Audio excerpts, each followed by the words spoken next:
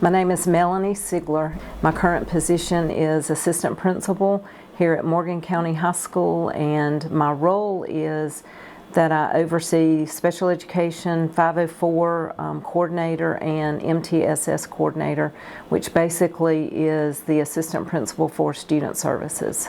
I started out teaching in special education. I fell in love with the position, so I went back to school to get my master's at Clemson University. I had gotten my undergraduate degree at the University of Georgia, and so I went to the Clemson University to get my master's in special education, continued to teach special ed. Then we moved to Clark Central High School in Athens, where I taught special ed. While I was there, I took on a lot of leadership roles, and the principal approached me and she said, "You really need to get your degree in educational leadership."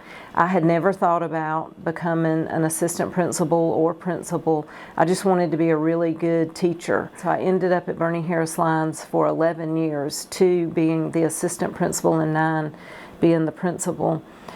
Then I got an opportunity. I was called to go to Jefferson Middle School in Jefferson, Georgia, and I became the principal there. I stayed there for 4 years, and at the end of the 4 years I decided I would retire because I had put in a little over 30 years. Really didn't have plans, but I decided that I would just wait and see what became available, and Dr. Edwards called me that summer about a week before school started and said that they had had a shift in some assistant principals, and would I come down and be the assistant principal for the freshman academy. At the end of that year she said, "Why don't you stay on part-time and be our assistant principal for student services?" And that's what I've done for the past 2 years. My comfort of being comfortable is supporting special education and the student services, because that's what I taught on the high school level. But I feel passionate about everything. I love sports. I love extracurricular activites. I'm married to a teacher and coach, so I was used to always going to his activities.